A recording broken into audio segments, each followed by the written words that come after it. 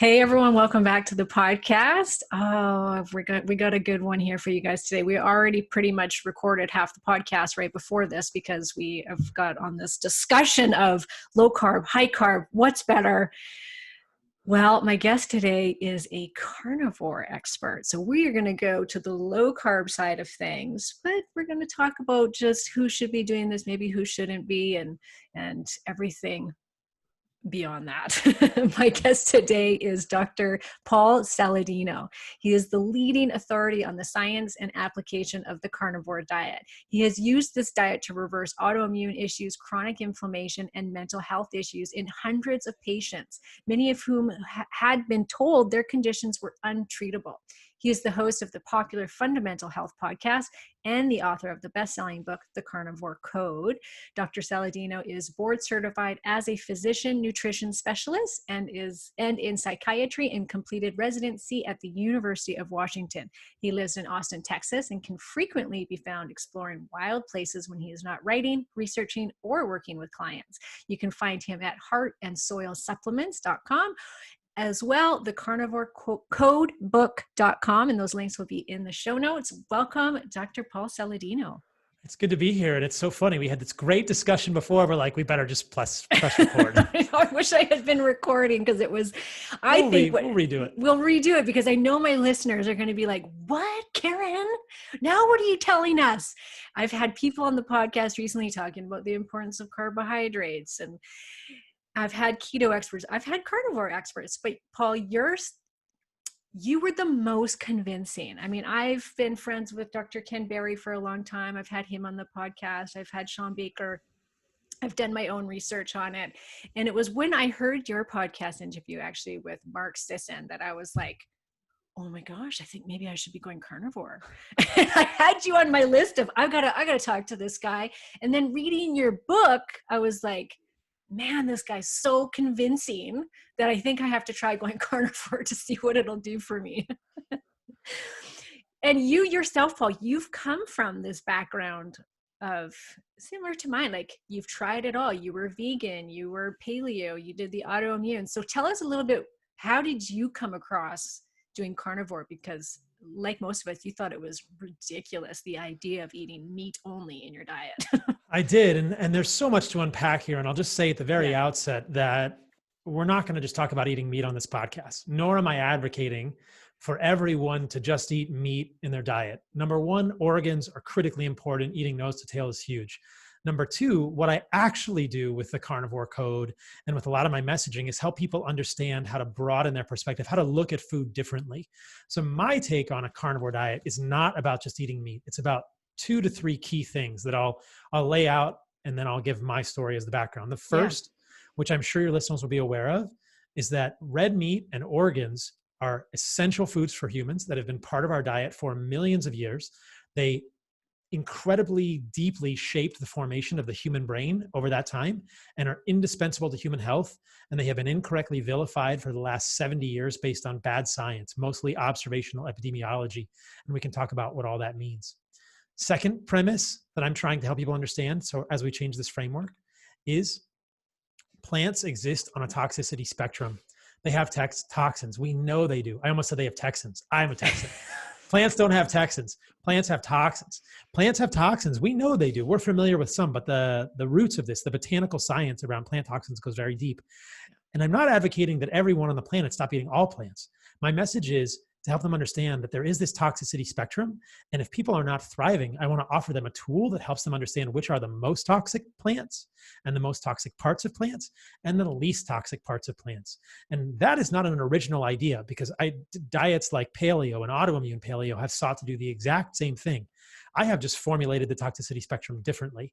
And I believe that's probably one thing that I think will be very valuable to your listeners, and I'm trying to contribute to the space. Yeah. A lot of foods that we think of as healthy in the plant kingdom, I believe, and I present evidence for in the carnivore code, are actually some of the most unhealthy parts of plants. And parts of plants that have been vilified are probably more of the healthy parts of plants, specifically things like fruit. We can talk about this as well.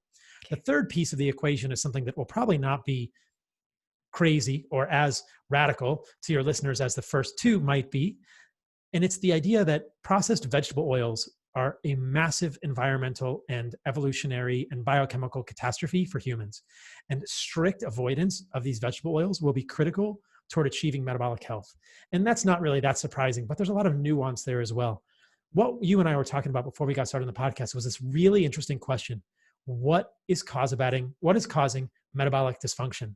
Mm-hmm. And I think there's not a whole lot of questions that are more important to answer than that one, because metabolic dysfunction is linked to obesity, it's linked to diabetes, it's linked to so many chronic diseases, cardiovascular disease, stroke, Alzheimer's, the list goes on and on, even autoimmune disease. And so many people in the space would say it's carbs, it's excess carbs. And even as someone who wrote a book about the carnivore diet, my stance is it's not the carbohydrates. It's not the carbohydrates.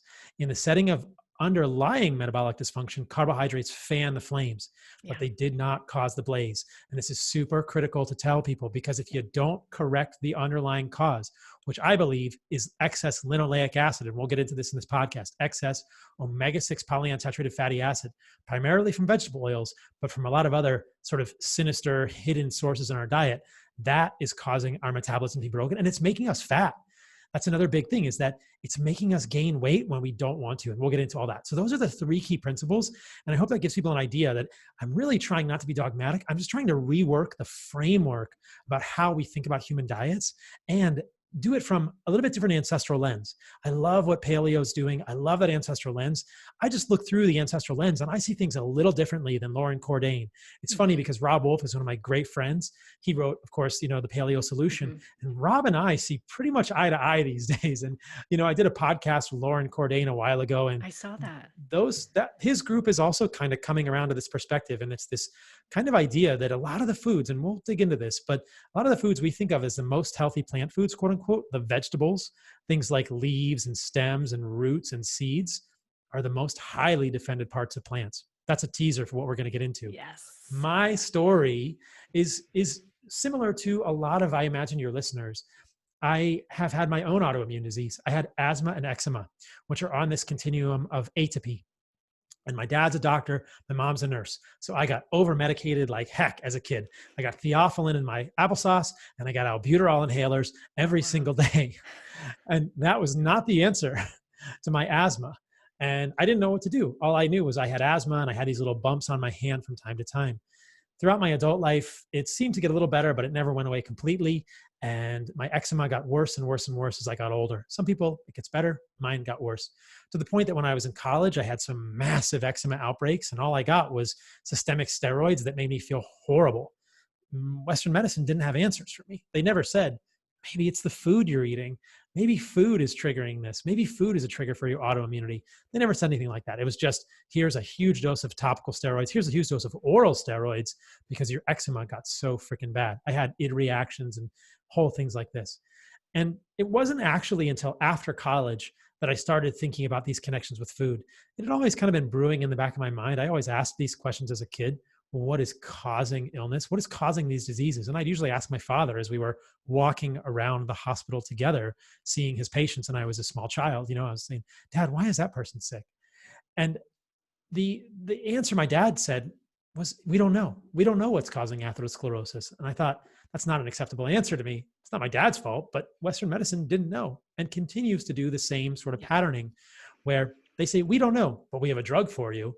So I went to college, studied chemistry and biology, took 6 years off, was kind of a vagabond, had amazing adventures. I hiked the Pacific Crest Trail. I was a mountaineer. I skied in a bunch of towns and was a ski bum. Eventually I decided I'd go back to graduate school, and I knew that I liked medicine and biology, but I'd seen my dad go through this very imbalanced life. So the first thing I did was I became a physician assistant in cardiology.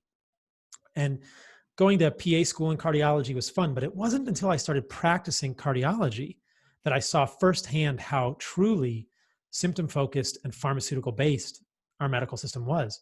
And though I loved the science and the medicine, I thought, this isn't what I want to do. This isn't satisfying. I cannot just do this for the rest of my life. At the same time, I was experimenting with diet and thinking, what's the healthiest diet for humans?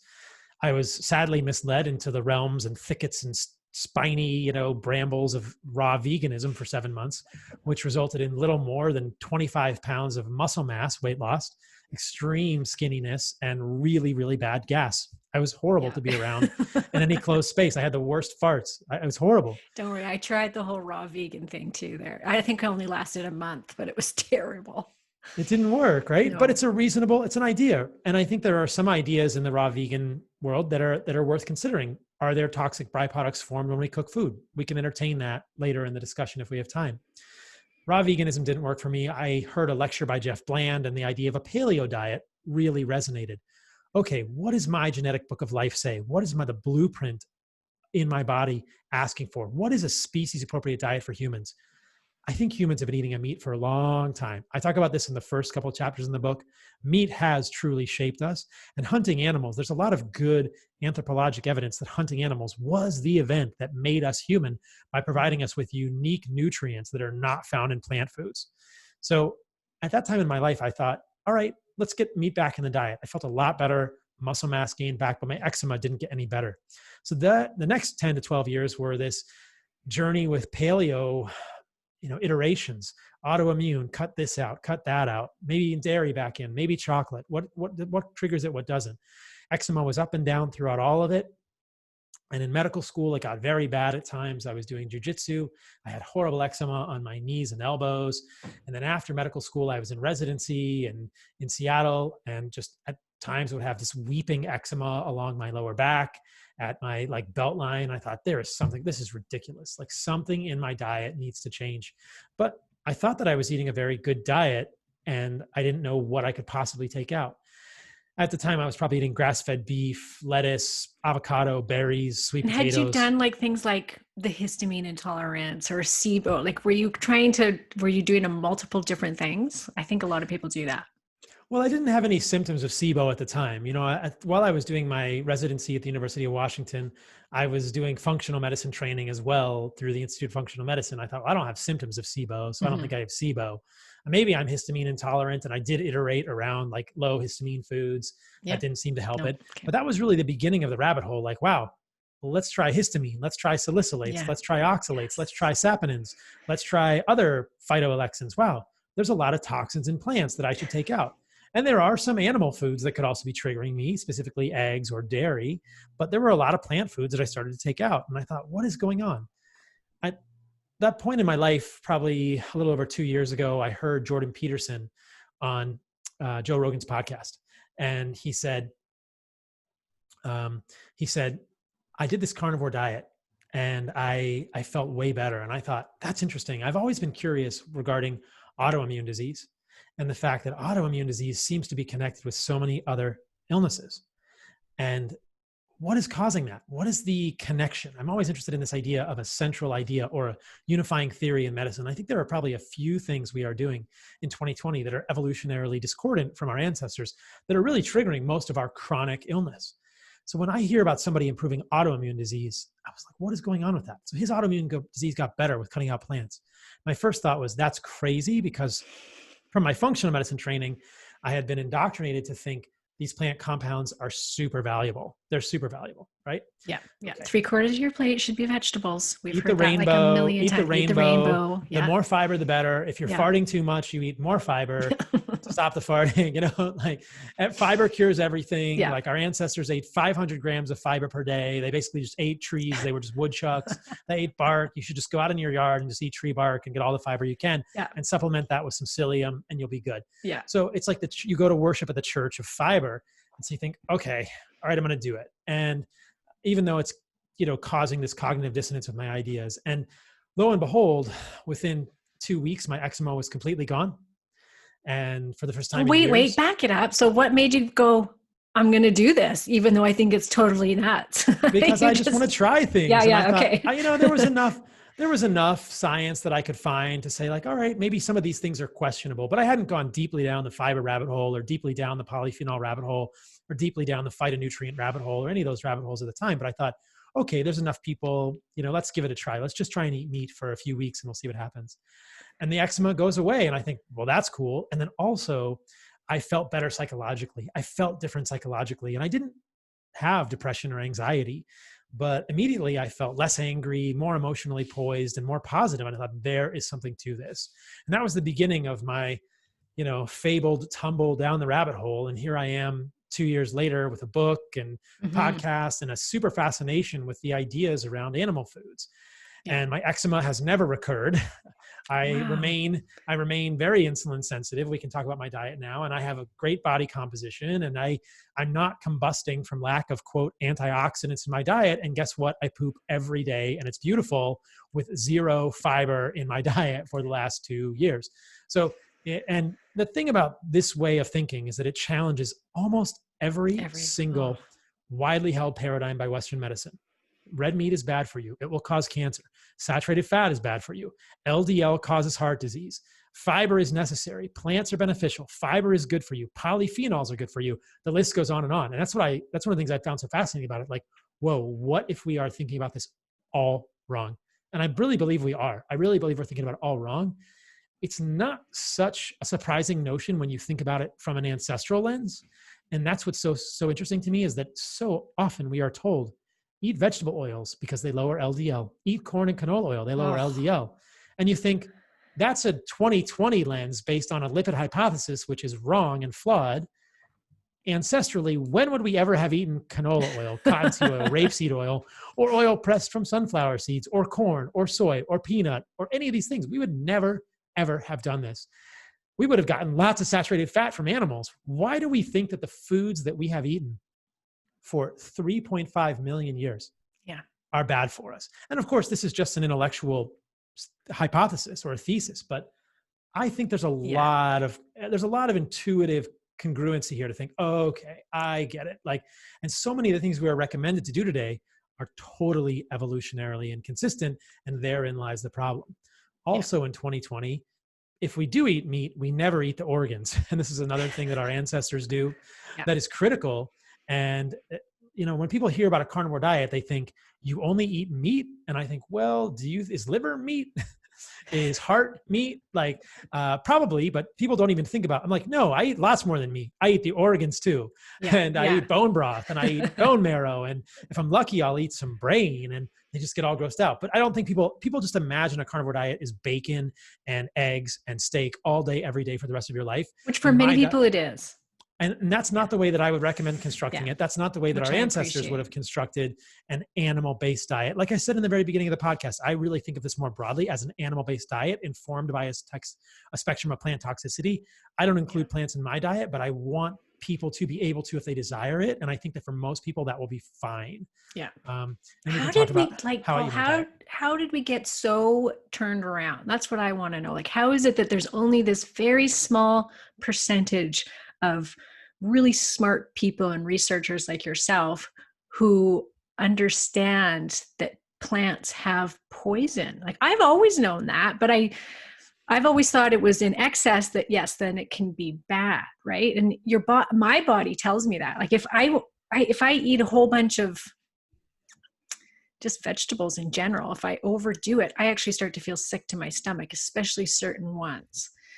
So I just think, where did we go so wrong? Because still to this day, you look at Mark Hyman, Joseph Mercola, all of these guys that are you need to go, less on the protein and high amounts of vegetables and some fruits. Oh, this is a fantastic question. I will mention that Joe Mercola is a good personal friend of mine, and he's much more on board with this these days. Is he? Yeah, oh, good. I've done 3 or 4 podcasts with him in the last year, and he is eating basically a carnivore-ish diet. I would never put words in his mouth, but I did a podcast with him a few weeks ago, and then I did one earlier this year, and he's a great friend. And I heard him interview Dave Asprey, who's also a friend of mine. And he told Dave, no, I'm eating a more animal-based diet, kind of as Paul and I had talked about. He was referring to me, and I thought, well, that's cool. So Mercola has definitely... I'm very shocked to hear that. He's very open-minded. He's very open-minded. He is, and he's very open to changing his stance on things. Because I remember hearing years ago that he was saying, as we age, we should be eating less protein because it helps us to age better. And then he was talking about what he ate in a day, and it was this great big bowl of salad with avocado on it. And so, yeah, but then he came around and then he went keto, and then he came back full circle and said, actually, we need to carb cycle because I started to feel like crap eating keto, not in those words, but yes, it's good that he's willing to be open-minded and change things around, as I am. And I would like to think that I had some small hand in bringing him back to the fold. I think I did too, because he and I exchanged emails earlier this year, or gosh, it was probably it might have even been last year that we were exchanging. I mean, I've been talking to him for about a year, and he was saying, what about mTOR? And we had this great conversation about overstimulation of mTOR, not overstimulating the mammalian target of rapamycin. Anyway, why have we been so misled? In a word, epidemiology. And this is such an important point that's great to address at the beginning of this conversation. Epidemiology is observational research. So when your listeners hear on the radio or the TV or social media, red meat is associated with this apparently negative outcome. That word associated is key. It's so key. That means there's a correlation, right? These are not interventional studies. I have actually never heard the news talk about an interventional study with red meat. There are some out there, and they look very favorable for red meat, and we can talk about them. Invariably, the news is talking about epidemiology. These are survey-based studies in which people are asked, how much red meat did you eat in the last 10 years? And then they are asked, what health concerns do you have? And lo and behold, in the West, in the United States, North America, there is a correlation that often is seen between eating more red meat and more cardiovascular disease or shorter lifespan.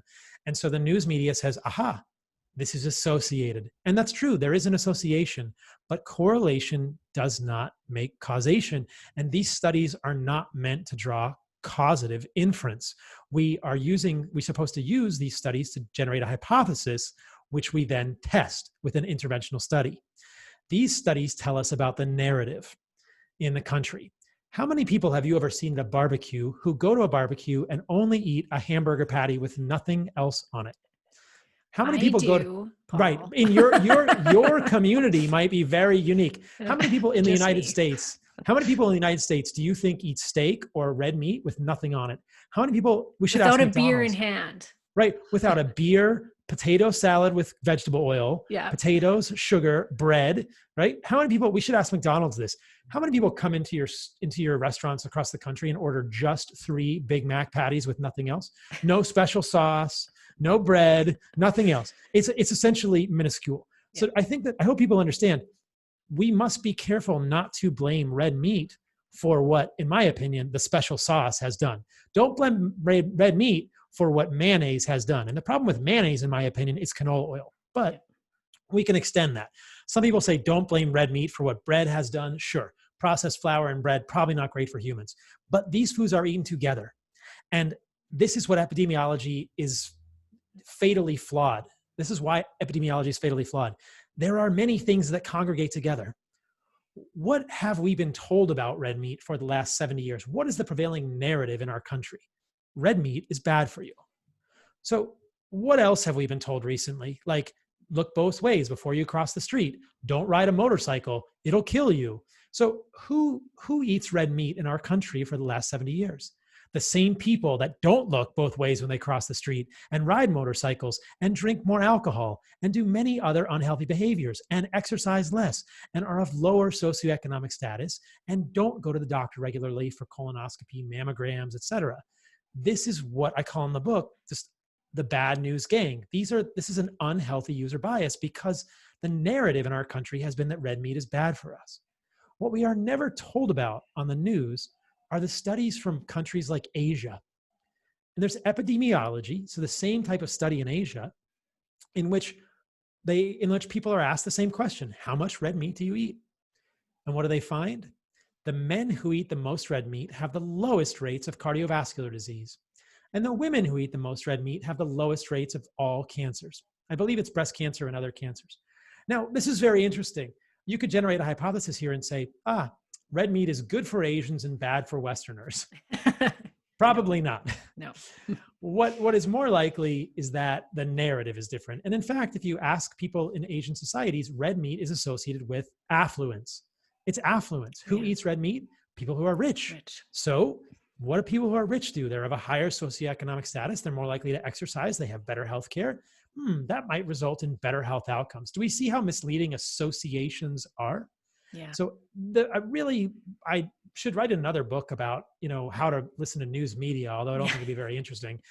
Well, and I think too, I'll just mention that I always say this to people, that before the 1970s, there was less than 4% obesity rates in North America, less than 4%, which also means there was not a lot of heart disease or cancer either. Like it has grown exponentially, right? So, and what happened after the 1970s? Fructose came in, corn syrup.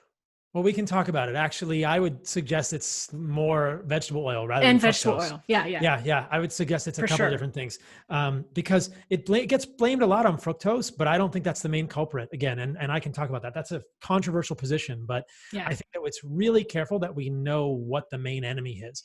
I can actually show some really cool graphs. And I don't think fructose from fruit. I'm saying like corn syrup.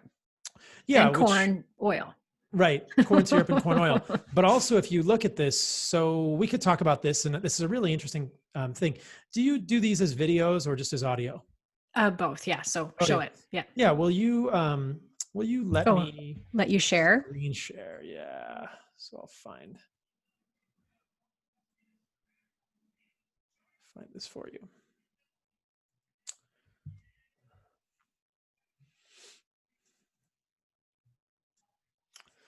So I want to show a couple of trends here, and this is from my friend Jeff Knob's blog. So I'll give him a credit. Chronic disease prevalence in the United States. Again, we're looking at from the 1935, and unfortunately, there's no point here in the middle. Can you see this okay, Karen? Yep. There's no point here in the middle, but what we would see is that this line is essentially flat-ish, and then boom, it goes up very steeply here somewhere like this. It's not a straight line. But chronic disease prevalence is going up. Americans are smoking less. Cancer prevalence is the same. We are exercising more. We are drinking only slightly more, but and we are adhering to healthier eating. Okay. Wow. But obesity rates look like this. Now the x-axis on these graphs is a little different, right? This one goes back to the 1970s, as you were saying, and here are obesity rates going from 11.9 to 42.2. Obesity is a technical definition based on the body mass index. Sometimes we talk about obesity and overweight, and those rates are close to or above 70% in 2020 because we're including 2 BMI groups, right? So the interesting question here is if we are eating less, we are exercising more. We are exercising more. We are smoking less. We are drinking slightly more alcohol, and we have massively increased amounts of chronic disease and massively increased amounts of diabetes, as I'll show you. Here's diabetes prevalence in the United States, and it is probably even more than this. Yeah, I was shocked to read that in your book that 87% of Americans have metabolic dysfunction. At least one metric of metabolic dysfunction, we can talk about that. So that's kind of going back to this type of a graph. Obesity, if you look at chronic disease, if you include obese and overweight, it's almost 70%. And then we're defining metabolic dysfunction by the criteria for metabolic syndrome, which are systolic blood pressure, HDL, triglycerides, hip to waist circumference, all these kind of things. But this to me is a really interesting graph. And again, we're just looking at correlations here. But if you look at the trend in daily calories from major food groups, I want to point some things out. So look, here's 1960, and we can look at sugars and sweeteners.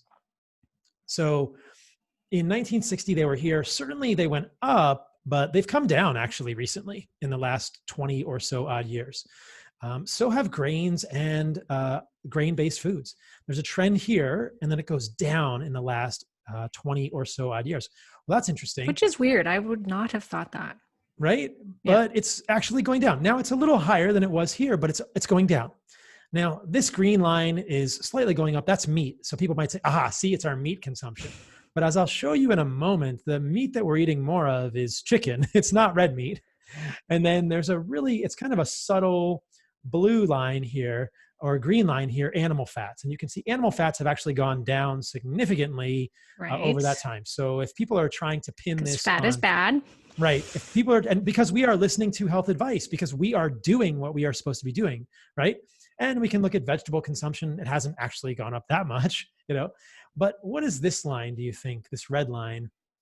Vegetable oils, vegetable oils. So this is just for the listeners, it went from 276 back in the 1960s up to 700. 700, and that's calories per person per day. So it's essentially doubled, more than doubled. It's up more than 100%. And there are studies that show that our intake specifically of linoleic acid is up 135%. Okay. Now, just so we see all this stuff here, diabetes prevalence, I talked about going from 0.9% in 1958 to 8.3 in 2020, and perhaps even higher. And then this is what I was saying before, total meat consumption by type, it's significantly more chicken. We are actually going down on pork, and we are way down on beef. Okay, so we're not eating more beef, and we are eating less saturated fat, cholesterol, and sodium. And we are eating more plant foods and essentially exactly the same amount of animal foods as we did in 1960. Wow. This is all correlation, but let's look at this graphic. So this is just to add to your mention earlier about the fructose. If we actually look at the data, it did go up, but then it's coming down. And my fear is that this is the main problem, because I really want your listeners to know what I think the main problem is for humans, and it is vegetable oil because of the content of linoleic acid. So this is a great graphic. You guys may want to see this again. We are doing correlational observations right now. We cannot draw causative inference, but some of these are pretty striking. So you can see this is in thousands of metric tons. It's gone up from 98 in 1910 or 1915 to 15,020 per year by Americans. And that's the total. You can see we're talking about soybean, canola, sunflower, cottonseed, peanut, and other, which would be things like safflower, etc. So this is a really interesting point to make here, that though this often gets blamed on high fructose corn syrup, we need to realize there is at least another player in the equation. I'm not saying we should be drinking soda or eating sugar, but I suspect there is actually something more nefarious afoot that is really causing this underneath, and that is vegetable oil. So there are these evolutionary inconsistencies, and we can talk about why all this is and how to avoid it and how to change it. But I think that one of the most interesting things I find for people when I'm talking about this is, how do we lose weight? What makes us obese? You know what? This is what I think is driving it. This is what I think is driving it. It's not, in my opinion, and this will be a good segue to what we were talking about before. For most people, I do not believe that the sweet potatoes, the raspberries, or the honey in your diet cause you to get diabetes. I believe it was excess linoleic acid coming from vegetable oil. Can you explain what linoleic acid is? Yeah, I'll explain it. So, but I'll conclude that statement by saying, once you have diabetes, once you have metabolic syndrome, carbohydrate intolerance is prevalent, meaning that carbohydrates fan the flames of metabolic dysfunction. So what I believe is that both low carb and not low carb can be beneficial for humans. If you have metabolic dysfunction, if you have diabetes, if you have prediabetes, if you have a high fasting insulin, if you've worn a continuous glucose monitor, like companies like Nutrisense or these other companies can get for you, and you see that you have an accelerated or an exaggerated postprandial glucose response, we can talk about this, then limiting carbohydrates can be very helpful because it's removing the fuel, but it did not cause the fire. And I believe that— Love that, Paul.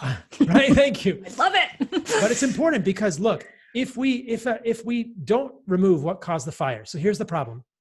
You have a house, and I hope this happens to no one, right? You have a house in the woods, it burns down. And you say, okay, well, that's tragic. The house burned down. If I don't build a house, a new house no house can burn down if you don't build a house, right? If the house burned down because there's a gas leak or because there's a fire smoldering underneath it, if the house burns down, you say, okay, the house is burned down. That's like diabetes. Well, you say, if you put carbohydrates on the fire is still burning. It's going to make a bigger fire. If I try and build a house on a bonfire, I'm going to burn the house down. So people who have underlying diabetes often can't add carbohydrates back to their diet because there's a fire. You can't build a house on a fire. But if you just put that fire out, then you can rebuild the house. And that's what we're talking about, is that you can re-include carbohydrates in your diet. We can talk about which ones I think are most evolutionarily consistent. I don't think humans necessarily need to. I do think there are some downsides to long-term ketosis, even though I wrote a book on the carnivore diet. So eventually, most of us probably want to build a house. You best not want to build a house on a fire. Yeah. You better put that fire out. Now, what we know is you don't build a house until you put the fire out. So don't include carbs. Low carb diets can be helpful, but this is why I think they are helpful. They are helpful because there is a fire burning. What caused the fire? Linoleic acid. What is he talking about? This is an 18 carbon omega-6 polyunsaturated fatty acid. That is a mouthful. It is basically a PUFA. It is a polyunsaturated fatty acid. We think about these things in terms of the number of carbons in the chain and how many unsaturations, which are double bonds between the carbons in the molecule. That is how we name it. Now, linoleic acid is considered a, quote, essential fatty acid for humans. So how could an essential fatty acid for humans be bad for us?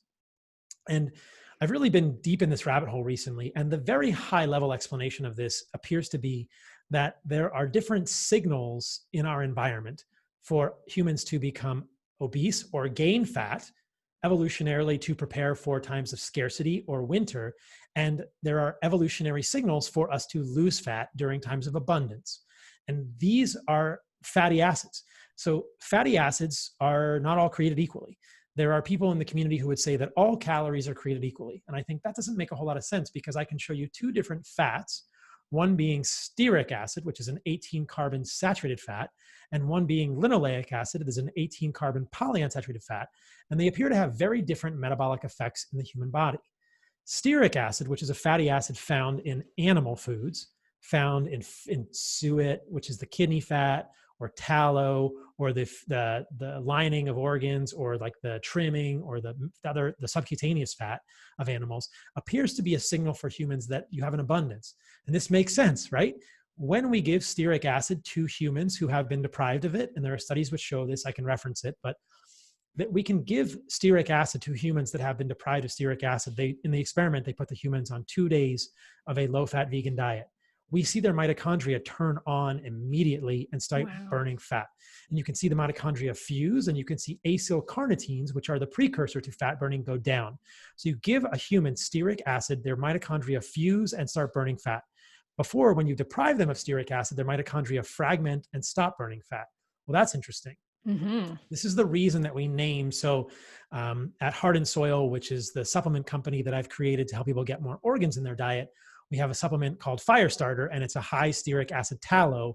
And this is exactly why we called it that, because no one ever thinks about stearic acid as a nutrient for humans.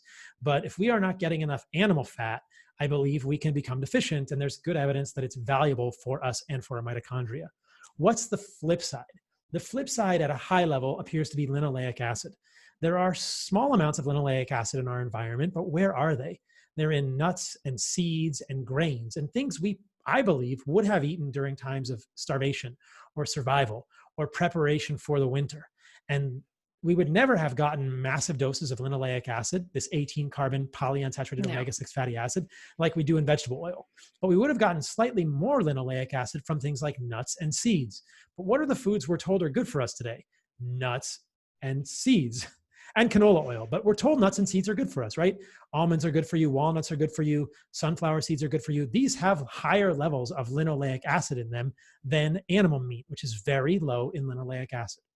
If you look at the diet of indigenous hunter-gatherers across the board, from the ones that we have studied today, their diets are 2 to 3% linoleic acid. Currently living modern humans, 10 to 15% linoleic acid in our diet, primarily because we get so much vegetable oil. Linoleic acid. And just as hunter-gatherers, could you imagine trying to open up, like to get inside to the seed or to the nut? Like it would have been so hard. It would have been so like to get one nut. Tedious. And what you would have had to do to get that nut and smashing it, okay, and then you pick it off and then you eat it. And you know, when you came across the almond tree, are they trees? I think so. Well, like it wouldn't have happened often, and we would have eaten very small amounts, like you said, 1 to 2% or 2 to 3%. They would have been survival foods, Yes. right? We're starving. We have to collect seeds certain times of the year. Interestingly, almonds were toxic until a few generations ago when we hybridized them. So almonds contain cyanogenic glycosides.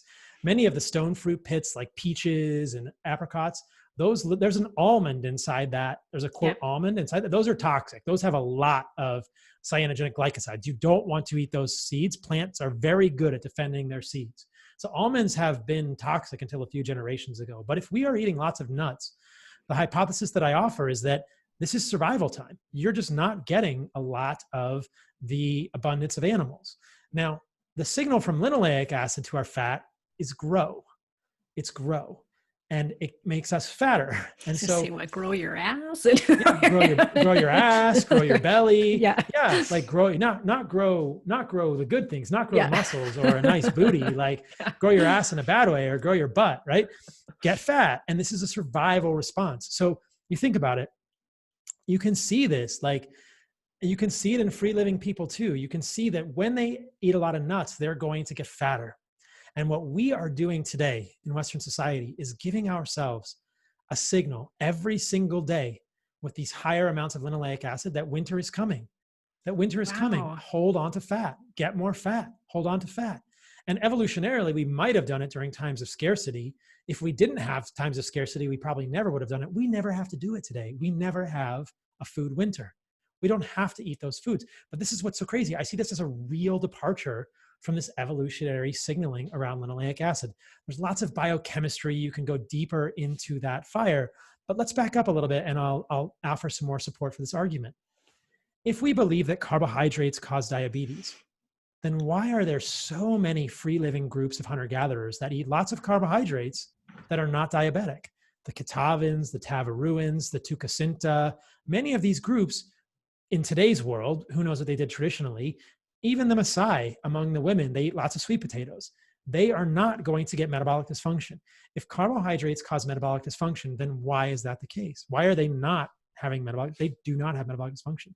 We see this in other experiments with humans. You can carbohydrate overfeed a human massively.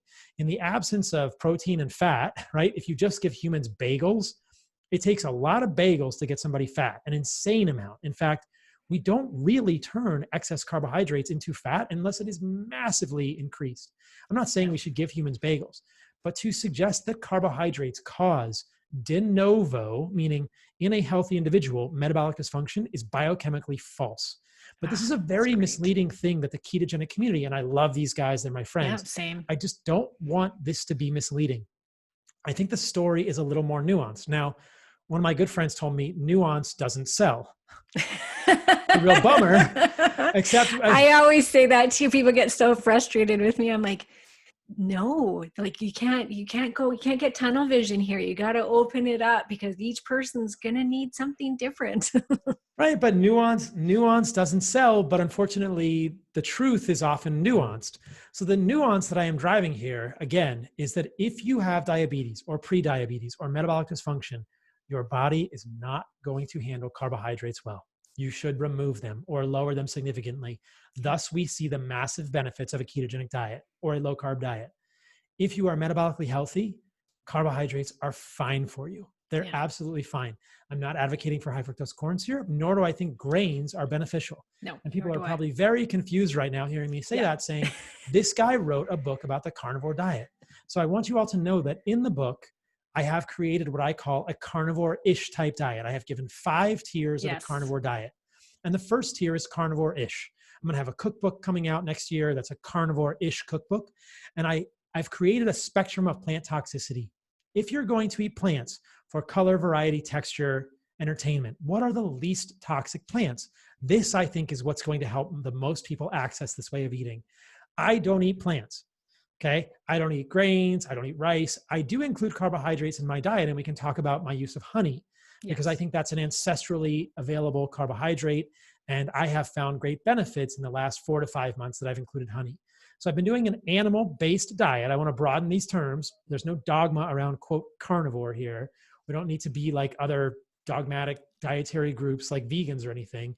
I did all animal-based carnivore for a year and a half. And I thought, okay, I feel good, but occasionally I get muscle cramps, I get palpitations. I think that it's just too hard for my body to manage my electrolytes with this long level of ketosis. So I added carbohydrates back in.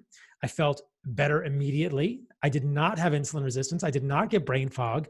And if people listen to my podcast, Fundamental Health, they can see an episode in which I talk about my continuous glucose monitor that I wore with NutriSense. And I have done so many labs on myself, you guys. My fasting insulin is less than 3 micro IU per ml with over 100 grams of honey in my diet per day. If that number doesn't make sense to you or doesn't have a context, my fasting insulin is extremely low. My CGM shows that my fasting glucose is 75. My hemoglobin A1C is 4.9. Carbohydrates do not cause metabolic dysfunction in a healthy individual. If you are metabolically broken, yes, eliminate them for the short term, but you must put out the fire. If you don't put out the fire, you're never going to fix the problem. And the fire is the linoleic acid. And so I fear that a lot of people in the carnivore community are missing this discussion. And I'll go a little deeper. I'll pause to see if you have any questions, and then I'll go a little deeper to some hidden sources of linoleic acid. Mm-hmm. The main sources are corn, canola, safflower, sunflower, peanut, the vegetable oils. Olive and avocado are supposed to be monounsaturated, but these are often cut with vegetable oil. If people want to know about fats, I always recommend animal fats. Yes. Tallow, suet, like the fire starter supplement we're making, or just tallow in a jar or suet. And people say, what fat should I cook with? And I say, no, why are you cooking in fat in the first place? There's so many rabbit holes we could go down. I'll pause now. I'll pause now and throw it back to you. And then I'll Paul, go further I told down you the I rabbit hole. have 2 pages of questions. I know, but I'm not going to let you get to any of them because I talk so much. I love it. I appreciate it. Okay. Well, this kind of, just because I don't want to forget, you keep talking about this. And so I want to mention that when I was first introduced to the carnivore diet, it was actually in a migraine group, because I get migraines. And this woman has decided that, or she, through her research, has seen that most migraineurs have a genetic predisposition. She calls it you have the old gene, she calls it. Anyways, the best diet for it is to be lower carb. And then you got to balance sodium, potassium, and I won't get into all of her things, but she says you have to first and foremost correct insulin resistance. And she said, you can try going keto, but if it doesn't work, then you have to go carnivore. She didn't call it carnivore. She just says only meat. That's what you got to eat, because that's the fastest way to reverse insulin resistance. And then since then, in my own practice in the last couple of years, I've run across a lot of women who have been following a ketogenic diet for some of them like years and still have insulin resistance and are just baffled by it. And they come to me going, what am I doing wrong? I'm eating 10 grams of carbs. I still have insulin resistance. And each and every one of them, I've put on a carnivore diet, and within 1 week, their blood sugar goes to normal. So why is it, and I want to go back to what we were just talking about, but just why is it that even a small amount, is that the poisons in the plants that is somehow making, or is it just that they just have to eliminate all carbs? I don't think I don't think it's all carbs. I think there's some other nuance there. We'd have to study it. I mean, so. Certainly yeah. I'm a fan for carnivore diets and nose to tail carnivore diets. We're going to talk about the organs too. But, you got to think, like in every case, it would be fascinating to look and say, what did they eliminate? What was the change 1 week to the next? Were they eating, I imagine the people you're working with are not eating canola oil or corn oil very much. Like one of them is the girl that works for me, who's one of the healthiest people I know as far as was she doing nuts? No, she had tried everything. She had a lot of nut butters on keto. Autoimmune. She went keto, and then finally, and she always had insulin resistance. And I finally said, just do carnivore. In 1 week, it dropped. Finally, after years of trying. My first suspicion would be the nuts and seeds. Yeah. I mean, that's, again, I'm just hypothesizing here. And I mean, I'm a full advocate for people eliminating all the plants and then reincorporating what they would like in the future. But again, you could do a ketogenic diet that would include a lot of linoleic acid, right? And that could cause the fat cells to grow. Now, the progression is gradual, right? So the linoleic acid is just going further and further and causing the fat cells to grow, And it's interesting. I mean, for some people, there's something going on there. There's something triggering it or some degree of inflammation. We also know that linoleic acid is associated with a lot of inflammation in people. And so if people have underlying metabolic dysfunction, maybe we need to remove all of these oxidative products of linoleic acid metabolism. These are called 4-HNE, 9 and 13 HODE, 9 and 13 HODE. And those have been associated with atherosclerosis, increased levels of Alzheimer's dementia. And so there's probably a benefit and to reducing the omega-6 in the diet. So one hypothesis might be you really want to get that omega-6 level down. We hear a lot about this omega-6, omega-3 ratio, but mostly what we hear is push omega-3s. I'm the complete opposite. Don't even worry about getting your omega-3s. If you are eating well-raised animal products, you are going to get plenty of omega-3s. Decrease your linoleic acid, decrease the omega-6 in your diet, get that omega-6 to omega-3 ratio down. There's some really fascinating studies done in kids with non-alcoholic fatty liver disease. So I can actually pull this one up. We can screen share it. If you let me know if I'm getting too technical here. Okay. Rein me in. So this is pretty interesting.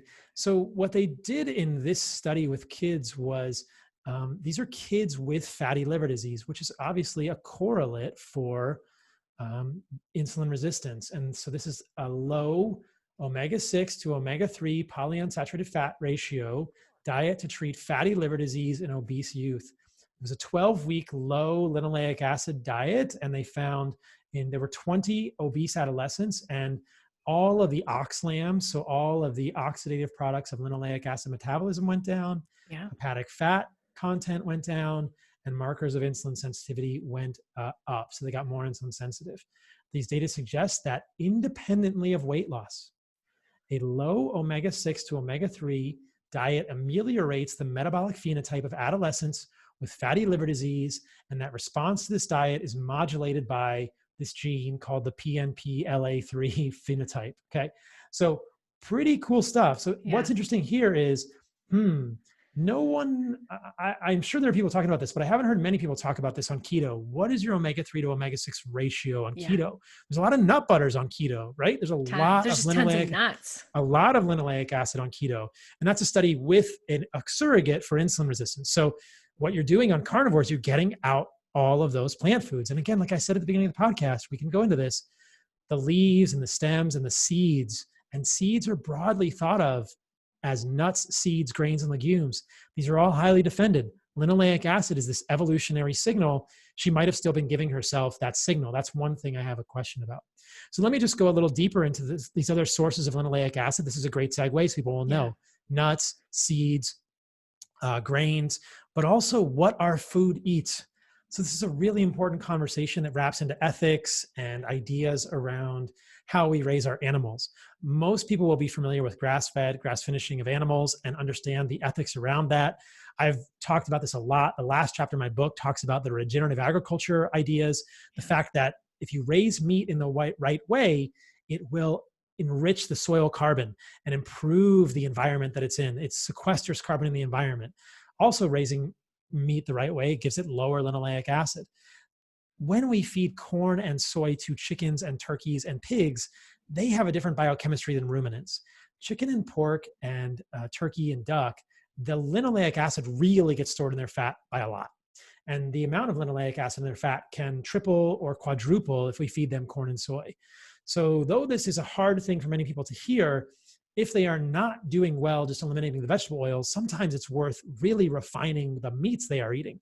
Just like we would avoid eating farmed salmon because of polychlorinated benzols, PCBs and other contaminants of Atlantic farmed salmon, why are we eating farmed chicken that's fed corn and soy and has a lot of the same problems? What are the eggs we are eating? Though eggs tend to have moderate amounts of linoleic acid no matter what we feed the chickens. So it's just important to realize that the food you eat, what the food you eats is important. Yes. Ideally, we would get people eating a species appropriate diet. I don't want to make it undoable for people, but I also want them to know if you construct your carnivore diet with lots of bacon and bacon fat and chicken fat, that's higher in linoleic acid than tallow by a long shot. Now, is lean pork or lean chicken really going to be a problem? Probably not, because there's not a lot of fat in it. But a lot of people on ketogenic diets and a lot of people on carnivore diets love their bacon. It's delicious. I can't blame them. But unless that bacon is wild or unless you know what that pig is fed, there's excess linoleic acid in that bacon. Is it going to cause problems for everyone? No. Could you get leaner by eliminating it? I believe you could. Wow. Because I think that this ratio, the omega-6 to omega-3 ratio, getting that linoleic acid down as much as possible, not supplementing with omega-3, but getting that omega-6 down as much as possible is going to be the key. And where do we get it? We get it from the vegetable oils, the nuts and seeds, and these foods that are fed the wrong food. We don't want to be feeding chickens corn and soy, or pigs corn and soy. Now, chickens have so little fat. A lot of people don't get a lot of fat from chicken, but bacon is probably a big problem. Now, this is apostasy for many people to hear, but I just offer tools that your listeners can use to move forward and make positive dietary changes. Yeah. You showed a great graph too about the environmental impact of eating meat, because I was recently out with some friends of mine and two of my girlfriends who had just watched Game Changers, which is so annoying. We're like, yeah, we've gone vegan. They're all proud of themselves. They say, oh, well, we eat steak sometimes, but it is definitely a vegan diet is definitely the right diet. And I was like, who do you think you're talking to? Number one. Do you not think that I'm going to know over you what diet is best? But anyways, they had watched Game Changers and they said, well, the environmental impact alone, but you show quite different, which I did tell them of what you showed in your book, that actually agriculture has more of an impact than raising meat does. It does. And it's very misleading because we can get down, I'll pull up some graphics from my book for people here to see. But so the last chapter of my book is about the ethics and about all these different pieces. And I show a number of important graphics in that book, in that section of the book, looking at the contributions of, so here's a book graphic. This is the contributions of various sectors to the greenhouse gas footprint. Now, the context of these graphs is really important. So I'll clarify this. This is EPA data. The reference is here. You can find this data online. This is cattle production of greenhouse gases in the United States.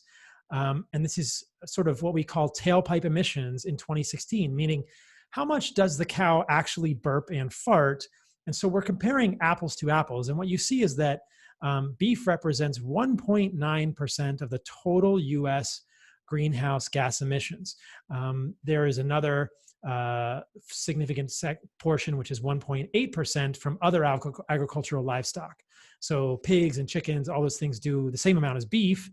And interestingly, agricultural crops do about even more, 5.2%.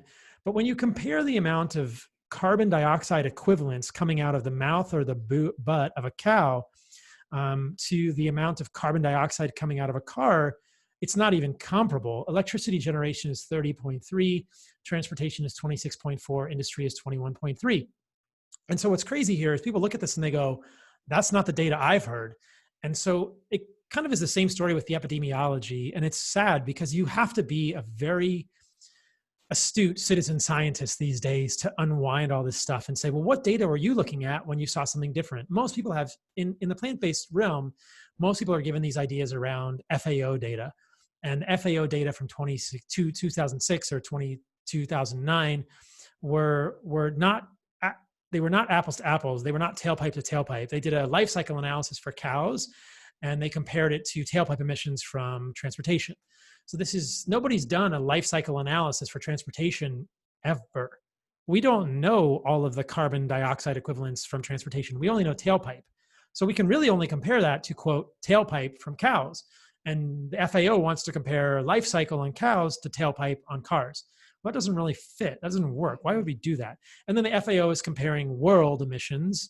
And that's going to be different because in the United States, we raise cows more efficiently and there are more emissions in other countries, right? So that's a lot of nuance there.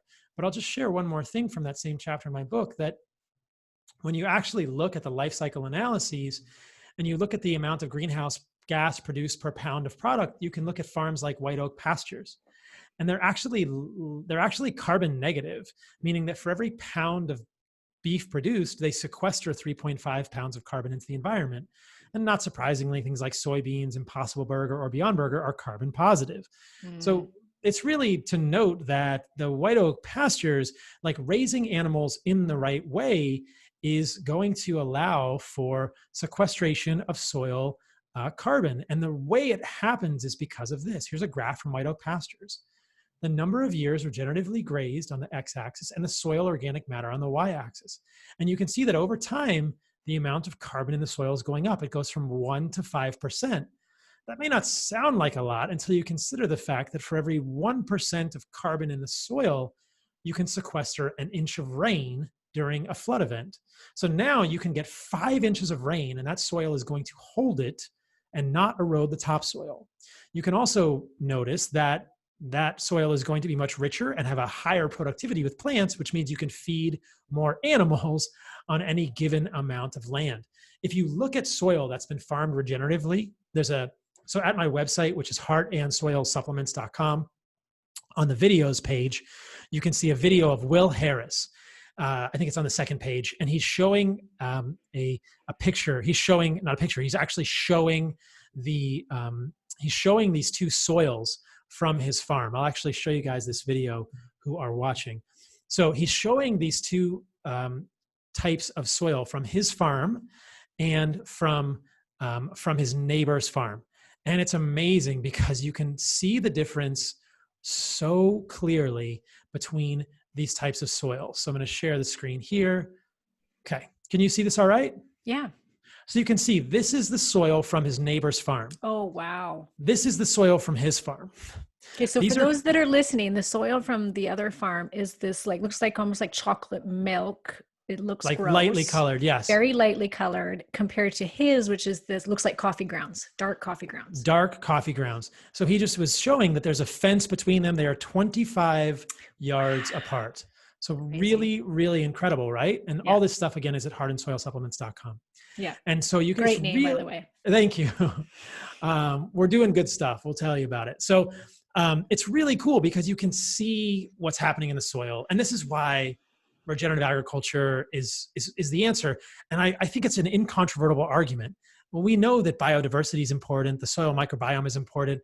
And unfortunately, what your friends who've seen Game Changers are missing is that ruminant animals on the earth regenerate the soil.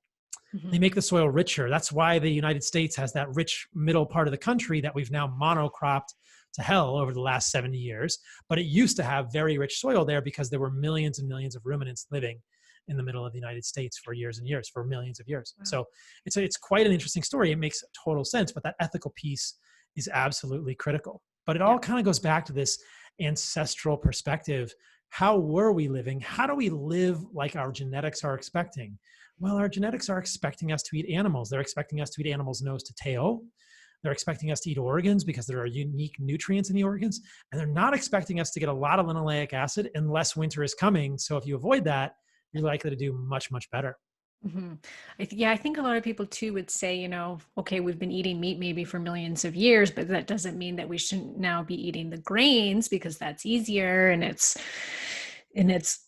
there. Why not eat it? It's coming from the ground. It's whole foods, but it doesn't work the same way on our genetics, does it, as animal protein does? And one of the most striking things that I realized when I wrote the book was that there are no nutrients found in animals eaten nose to tail. There are no, I should say reverse. There are no nutrients found in plants that you cannot get in animals eaten nose to tail. Yes. Humans can get every single nutrient they need to thrive eating animals nose to tail. The reverse is not true. There are many nutrients found in animals that are not found in plants. Choline, carnitine, creatine, carnosine, K2, anserine, taurine, riboflavin, zinc, B12, the list goes on and on and on. And we've done this experiment, Karen. I talk about it in the book. It happened in the Ohio River Valley. It happened across the globe between 10 and 15,000 years ago, where we made what Jared Diamond has called the worst mistake in human history, which is, he says, it's the cult of the seed. We became agrarians. Yes, you can produce way more food when you grow it on the ground, when you make wheat, and you can make it into bread. But guess what? There's not a lot of nutrition in that bread. No. And that's nutrient deficient. I love the graph where you show like nutrient value of blueberries, kale versus ribeye steak and liver and eggs. And I mean, some of them were 0 that kale and blueberry had compared to, I think it was like in the was it 200 or 2000 or something? Like it was in the 1,000 for the liver, the beef liver. Yeah, I'll pull it up. Yeah. I loved that graph because that was the other thing is people do not understand that meat pound for pound is more nutrient dense than vegetables. Than anything on the planet. And anything on the planet. And nobody talks about meat being a superfood. No, and it should be. And that's what I've said in the book. Meat is the real superfood. In fact, that's a chapter title of mine. And in fact, if you look at these, liver is really the ultimate superfood. And the other really organs are the incredible superfoods. The fact that we pulled out, that we as a society decided the most nutrient dense food needed to be stopped, like that it's thrown away, that people, hunters are out in the bush now when they gut their animals, they pull out all the organs, throw them on the ground and walk out of the bush. It's so frustrating. And when you read like indigenous books, I've read so many of them, and the way they would cherish the heart, the brain was considered like the top of the line cut of meat. And it is the most nutrient dense food on the planet. And yet our tongues, mine at least, can't handle the taste of it because we've taken it out of the diet, which is just a shame. Which is why I feel so strongly about the desiccated organs. And that's what we do at Heart and Soil. Yes, I love that you have that. I think it's great for people like me who can't handle it. I would recommend that people get fresh liver in their diet, get fresh heart in your diet. If you want to be adventurous, get fresh kidney or spleen or pancreas or brain. Yeah. But if you can't access it or you don't want to do it, I wanted to create something that would allow people to access this more easily. And if you're not going to eat it raw, the best way to get it is desiccated, because it's a low temperature dehydrated, and it's cooked. It's in a freeze dryer, so it's dehydrated at like 37 degrees, and so it preserves as many of the nutrients and vitamins and peptides as possible. And we put it in a capsule. So that's what you guys will find at Heart and Soil Supplements. If you can't do it fresh, please do it fresh. Do you have to take loads of the supplements? Like how much is required to get what you talk about in the book, to get that requirement of all of those important vitamins and minerals? Yeah, so 6 capsules is equivalent to about 1 ounce of organs. And on our Instagram, which is at heartandsoilsupplements.com, we've actually cut up the organs so you can see how much 1 ounce of liver is, and 1 ounce of bone marrow is, or half an ounce of bone marrow and liver, or how much is in 6 pills. And if you take 6 pills, you'll be on your way. I think if you took 6 pills of bone marrow and liver and 6 pills of beef organs per day, it's 12 capsules, but that would be a really good start. That's about 2 ounces of organs per day. I eat a little more than that personally, but basically this is the most concentrated way you can get real food. You can't get it any more concentrated because it's real food. It's not even a synthetic supplement. So you can't make it like a micro pill. You can only compress it so far. But I swear you could just put the pills in your mouth and drink it with bone broth or Topo Chico or whatever mineral water you want. And it'll be way easier to get. And what are these heart kidney shots that I saw you talking about somewhere? Like shooters? So I eat the organs raw, and this is not what? People yeah. Oh, yeah. You don't even cook them.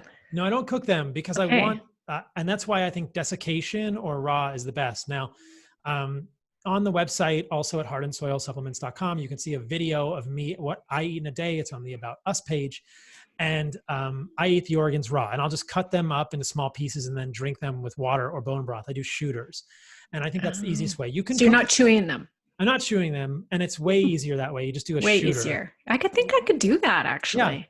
Yeah. So you can get you can make the pieces as small as you want, just shoot it and do that. But I've shot worse things, I'm sure. Right? History. I mean, if you could shoot tequila or these other, you could shoot this stuff. Yeah. So let's go back to this graph. I'll just show you what we're talking about. Such a great graph. So you can see on the vertical axis here all the vitamins we could find: retinol, vitamin A, B1, thiamine, riboflavin. There's even more here that we didn't include. You'll see things like choline, right? So let's just talk about choline. And this is by every one of these is 100 grams of kale. In 100 grams of kale, there is 0.4 milligrams of choline.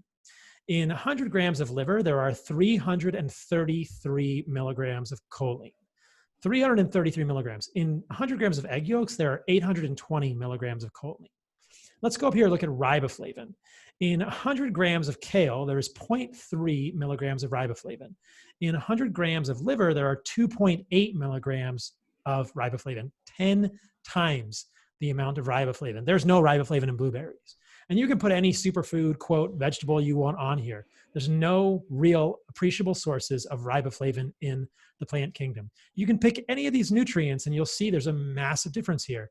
100 grams of kale, 62 micrograms of folate. Well, that's ironic because we've been told folate is so beautifully present in foliage, except in the same amount of liver, you'll get 290 micrograms of folate.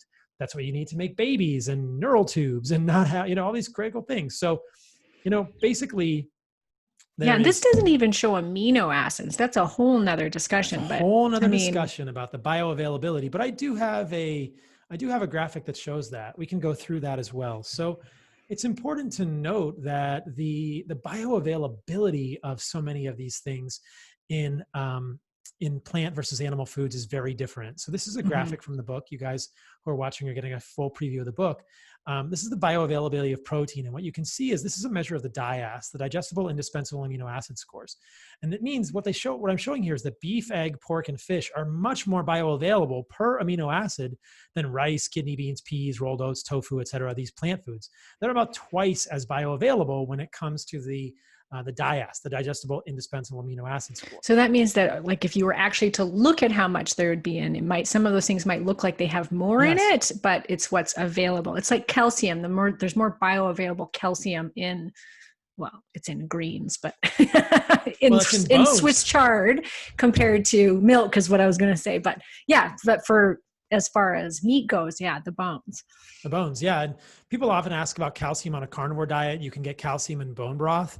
And I will actually, people think this is crazy, but you can eat bone meal. And I think our ancestors did eat the ends of bones. They did. They would crack the bones open and they would suck the marrow out. Yeah. And the marrow is going to have a little bit of, bone flakes in it. And when I make bone broth, the end bones, the trabecular bones get soft and you can kind of gnaw on the bone a little bit to get calcium. People often say, where do you get boron or calcium or silica on a carnivore diet? And it's in the bones. And so you don't have to, you can eat bone meal or do other sources. Again, at Heart and Soil, we have a bone marrow and liver supplement that will have some of those nutrients in the bone marrow. So that's valuable too. It's the idea that eating nose to tail provides humans with everything they need to thrive. And I'll keep repeating that. I know everyone is thinking vitamin C. So maybe we can talk about that for a moment. I'm sure a lot of your audience is curious. So the vitamin C story is quite fascinating. I do talk about this in the book as well. There is vitamin C in animal foods. If you go back and you look at the video, there is vitamin C in liver. There's vitamin C in fresh muscle meat. These are anti-scorbutics. You can cure scurvy with a ribeye steak. I guarantee it. It's been done many times. In the 1940s, there were experiments done on conscientious objectors. These experiments would never be repeated today, where they gave them scurvy. And then they looked to see how much vitamin C they needed to reverse the scurvy. And it was 10 milligrams. Now, okay, that's a very small amount of vitamin C that you could get in less than 3/4 of a pound of meat, less than probably 1.5 ounces of liver. If you're eating any amount of fresh animal foods, you could easily get that amount of vitamin C in your diet per day. People may think like, well, I've been told a megadose of vitamin C because it's an antioxidant. Well, it doesn't. If you really look at the data, interventional studies with vitamin C generally fail to show benefit. There's benefit in epidemiology studies, but what we're really seeing is what's called the healthy user bias. It's kind of like what we talked about earlier, the fact that those who take vitamin C probably also do other healthy behaviors. Now, if you want to include some lemon juice or some lime juice in your carnivore-ish diet, I'm totally fine with that. The academic point that I will make is that I'm trying not to be misleading or help people understand that I don't intend to be non-genuine or disingenuous when I say you can get everything you need in nose to tail animal foods, because I don't have scurvy and I don't take vitamin C and I don't have oxidative stress or any of these other issues. So if you want to do a little bit extra, you can. I do have some reservations about excess amounts of vitamin C. I don't believe in megadosing. I'm really not a proponent. I'm not a proponent of Linus Pauling or believe that 5 grams of vitamin C a day is going to help you. No. We know that as humans, we need some degree of reactive oxygen species in our bodies for proper signaling. There's good evidence in exercise physiology that if you do hard exercise and then you take a whole bunch of vitamin C afterward, you can blunt the benefits of the exercise. So some of the oxidative stress we get after exercising is beneficial for us. So it's all kind of this interesting balance, you know? Yeah, I couldn't agree more. Yeah, people that do the IV vitamin therapy, I used to think, oh, I wish I could, can't wait to be able to do that someday. I'm going to just do a whole bunch. And then as my mind grew, I was like, that's like the worst thing. You're overdosing your system on very specific vitamins and minerals. Like, to me, that's just crazy. With no cofactors. And here's the thing that I really find interesting. Synthetic vitamins are different than what occurs in animal meat and organs. Why are we surprised at this? Yeah, so people who are chemistry savvy may know about optical enantiomers. These are, the S and R conformations of molecules, and they have chiral centers. These are molecules that are sort of like mirror images. Like our hands are mirror images of each other, and you can overlap, but they don't. They're not the same thing, right? So they look like the same in a mirror, but they're mirror images. This is chirality. When you synthesize vitamins, like B vitamins, like riboflavin, and you put that in a supplement, it's going to have both enantiomers. But in an animal, it's only going to have one of the optical enantiomers that is biologically active. So the problem is that this enantiomer, the left hand, can sometimes block the activity at the receptors that are supposed to be used for the right hand molecule. So you don't want that to happen. So it's such an easy concept that we try to get around, and we fail repeatedly in our lives as humans. We can't outsmart 3.5 million years of nature. Maybe at some point we will, but we're not as smart as we think we are. I don't know if we'll ever figure it out. But the vitamins especially that are optically sort of like, that have optical chirality, that are carbon-based molecules in animal organs are different than what are synthesized. That's why getting the organs in the meat is critical. The type of riboflavin found in bone marrow or liver is different than what you get in a riboflavin multivitamin, or what you're going to inject in your veins in a riboflavin multivitamin. So because of the chirality, different molecules, and they interact in our body differently. So that's what our body's expecting. Why are we trying to short circuit that? Why would we be doing all these supplements that are not real food? Basically, at the risk of confusing people, we're changing the website to be heartandsoiltribe.com. You can do heart and soil supplements or heart and soil tribe, but I don't even want to call them supplements because they're food. Yeah, right. Yeah. And again, get the real organs if you can. So, but it just goes back to this incredible point that if we can think about what our genetics are expecting and we can eat a species appropriate diet, then we will thrive. Yeah, totally. I mean, you look at a bowl of kale or a bowl of raw broccoli. Do you want to eat it, or do you want to eat the barbecued steak or the cooked steak that has nothing on either of them? Which are you going to choose, and which one's going to taste really great? Which one's going to feel better in your stomach? How are you going to feel after you eat it? Yeah, right. Like eating a bowl full of, and that's why we drowned vegetables. Like nobody wants to eat a salad without dressing on it. Yeah. Nobody wants to eat steamed vegetables without butter on it. At least I don't. Nobody wants to eat the bowl of raw kale. Maybe as a survival food, but that's about it. And if you look at the way our ancestors and currently living indigenous people have done it, they've always fermented those foods because they know there are plant toxins in there. Fermentation, interestingly, degrades many of the plant toxins. Yeah. I go back to Western Price, which was actually before paleo. I found Western Price, and his stuff was the best. Like, I just thought that's so great because he traveled around the world. If you guys don't know who he is, he was a dentist who traveled around the world studying the indigenous tribes and other tribes, surviving tribes around the world, and studied their diet in the health of their teeth. And they all ate meat, number one. And if they ate anything else like grains or beans or whatever it was all fermented. Yeah. And it was all fermented. Yeah. And I mean, I still can't deal with it, even fermented. However, for some of you, if you got to eat those things, ferment it first, right? Yeah. Ferment it first. And that's the idea of the book is, hey, look, plants exist on a toxicity spectrum. Know which are the least toxic and know which are the least toxic and know which are the most toxic. Avoid the most toxic or go full carnivore. Yeah. You can include I love honey, that you do the fruit. 5-tier thing. I think that's great. And I like that you are really honest about the fact that the point is not to be in full ketosis all the time, which I really appreciate. I don't think women can do full ketosis for a long time without getting other issues happening, like health issues that arise.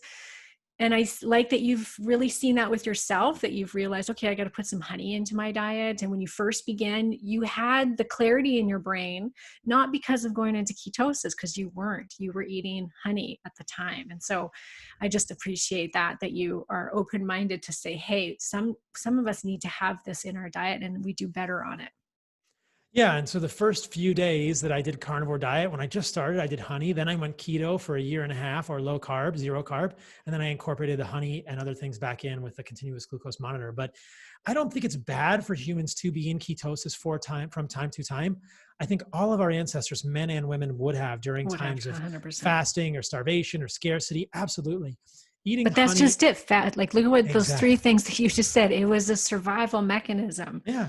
To go into ketosis. And, I think that our ancestors did some degree of time restricted feeding a lot of Yeah. days. Some days they were feast days. Some days you only ate 1 meal a day, and that was normal. I don't think ketosis is harmful for humans. I don't think we should avoid it like the plague. No. I wake up with ketones in my blood every single morning. I do time restricted feeding, but I also and you should be able to go back and forth, yes. Right? Go in, like, because there's so many benefits to ketosis and fasting, but if you overdo it, then you could be causing harm to the system. And so I think that it's, again, I'm trying to create a nuanced approach here. I hope that I'm being clear enough. I so appreciate the work of people like Mark Sisson and Joe Mercola, who have said cyclic ketosis is probably the answer, because a lot of people, so here's the flip side. A lot of Westernized Americans, the majority of our poor brethren and sistren, have never been in ketosis in their whole life, because they eat carbohydrates every day, all day. It's the majority of their diet. They eat carbohydrates until 8 o'clock at night and never get to be fat adapted. And they don't like it when they run out of liver glycogen. Yeah. I think all of us should develop that set of enzymatic reactions. We all should be, quote, fat adapted. You should be able to fast at the drop of a hat, or you should be able to eat carbohydrates any day they're available. This is like great. It's great. It's metabolic flexibility. I think we should be metabolically flexible. Absolutely. Yeah. But there may be a time where you have to use 100% strict carnivore, or for someone like yourself who you cannot do plant foods because your body reacts to them. So there are, it's a tool in the toolbox. It's like, okay, wait till your body has healed. Wait till the insulin resistance has reversed itself. Then you can start going, okay, can I put some stuff back in here? Like you said, maybe look at the graph and say, okay, let's try and put in some of the less toxic plant foods and see how my body reacts. Yeah, and I'll just talk about those. Everybody's always curious, what are the least toxic plant foods? There's so much for us to cover in any podcast that we'll never get to all this today. I want you guys to know there's a long discussion of individual plant toxins in the book as well. Oh, yes. You guys, the book is, we're going to talk about the books. The book is fantastic. So the least toxic plant foods, I think, are fruit. And again, this flies in the face of, I love it. of concerns about sugar, but our ancestors would have eaten this. Would they have eaten 6 pounds of cherries? No. All of us know what happens if we eat a pound of cherries at one time. You get like cherry belly. A lot of fruit has a mechanism built into it. If you overeat fruit, a lot of us get kind of a gurgly gut. You can only eat a small amount. I think we would have had honey occasionally. And so there are carbohydrates in nature that I think can be eaten by humans. And they're things like fruit, non-sweet fruit like avocado, squash, occasional tubers are probably fine for most humans. And I think that's a really reasonable, ancestrally consistent blueprint for carbohydrates. These are the least toxic plant foods. I really need to make a shirt. I want to make 2 of them. One of them is going to say anti-broccoli crusader, because that, I think, kind of encapsulates where I'm different and where the messaging is different. I was talking to a friend last night and he said, oh yeah, I eat your diet. I eat a lot of meat and greens. And I said, no, bro. No, that's not no, it. bro. No greens. He's like, what? I'm like, no, leafy greens are not good for you. They're not good for you. They say in paleo, leafy greens are not good for you. So the second shirt I want to make is kale doesn't love you back. Yeah. I think I'm going to put a meme like that on my Instagram soon. I'm going to make a shirt. Maybe we'll sell it at Heart and Soil. Right now I sell shirts that say stay radical because that's my shtick, but I want to make a shirt that says kale doesn't love you back. And because it doesn't. And so then you put stay radical, eat meat. Yeah, right. Exactly. So it's important for people to understand that there are certain parts of plants, the seeds, the stems, the leaves, and some roots. I think roots are the least toxic of those of that accumulation, but the roots, some people can have problems with roots too that really don't want to get eaten. They just don't want to get eaten. And so they're going to have way more toxins in them. And if you make the majority of your diet, those things, especially the seeds and the leaves, oof, a lot of people don't thrive. If you are listening to this and you have those in your diet and you are kicking butt, then do it. Don't let me dissuade you. Yeah. I would never tell anyone how to do that. You define your quality of life. My goal is just to offer tools that help us all really just give people tools, because I think there are a lot of people suffering with autoimmune disease or inflammatory bowel disease or irritable bowel syndrome or psychiatric issues.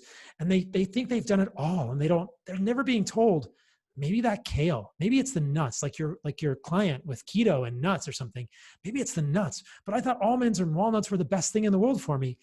Maybe that's the one thing that's triggering your immune system or causing problems. So there's a lot here for people. That's kind of a new perspective. And do you think people could use it too as an elimination diet, so that they just go to the meat, say for 4 to 8 weeks, and then start to put things back in to see, okay, and also just to heal the gut? Like, will it heal the gut? You'd hope it would. I think it will. I would think it would. Yeah. Yeah. And I talk about that in the book. I call it the clean carnivore reset. Among my friends, we joke that's hardcore carnivore. You got to go hardcore carnivore, and then you can reincorporate foods. I mean, my goal is always just to increase people's quality of life. It's never to just restrict them from foods.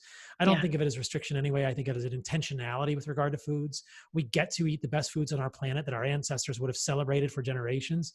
I think you could absolutely go meat and organs for a month or two, no problem. You can incorporate honey or not carbohydrates. You'd be fine in ketosis for a month or two, no problem.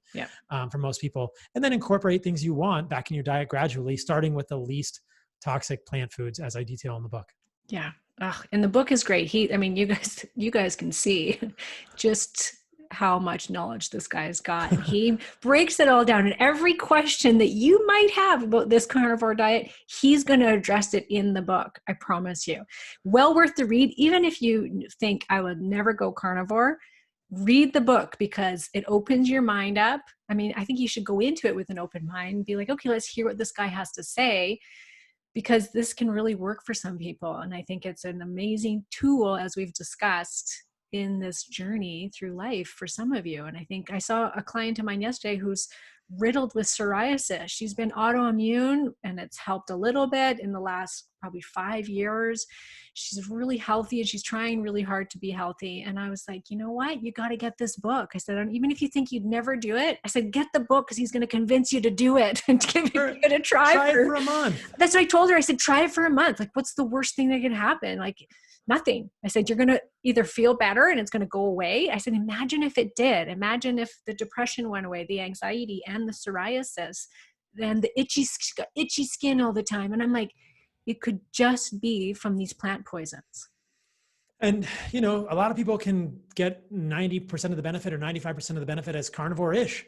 They can include avocado and berries. So when I say, like, what if you could eat meat and some desiccated organ pills and avocado and berries? They're like, well, I think I could do that.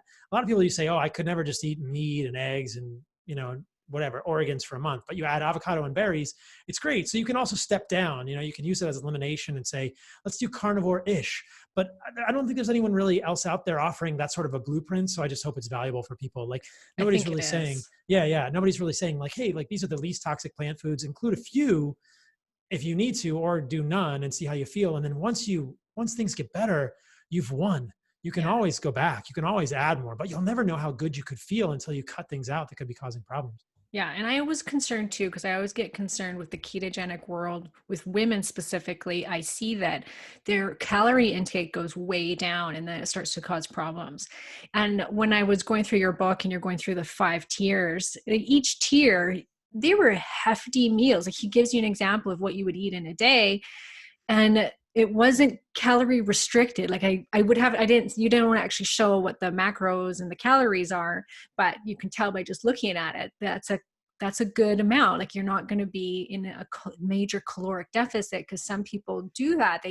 They go from keto and then they go to carnivore and they're eating a steak a day or 2 steaks a day, and that's it. And I'm like, you're not getting enough calories for your body as a woman.